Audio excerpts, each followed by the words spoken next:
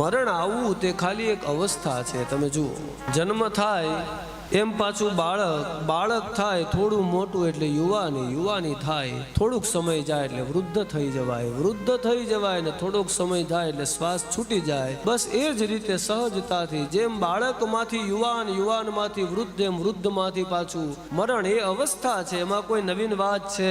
જન્મ્યા હતા એને જવું પડે, આવેલાને જાવું પડે છે। એટલા માટે નક્કી કરવાનું હું જો એકવાર જવાનું છે ને તો જેમ સહજતાથી હું યુવાન થઈ ગયો। તમને યુવાન જ્યારે થયા હોય ત્યારે કોઈએ કહેવું પડે કે ભાઈ હવે તું યુવાન થા, અથવા તો તમે કોઈને ના પાડો કે ભાઈ ના હો હમણાં યુવાન નથી થવાના, હજી વાર છે, 5-10 મહિના ખમવાનું છે। ના, યુવાન થઈ જવાનો સમય આવે એટલે। એમ વૃદ્ધ થવા માટે પણ કોઈએ કહેવું ન પડે ને તમારે ના ન પાડવી પડે। બસ એ જ રીતે મૃત્યુનો સ્વીકાર, અવસ્થા બદલવામાં કઈ કહેવું ન પડે। એમ મૃત્યુ તે એક અવસ્થા છે, એ કોઈ એવડી મોટી છબી નથી મૃત્યુ આવવી।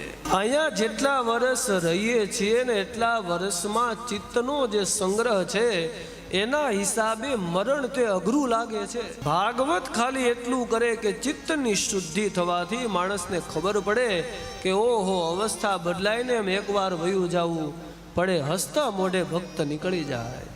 સમજો કથાનો અધિકારી છે।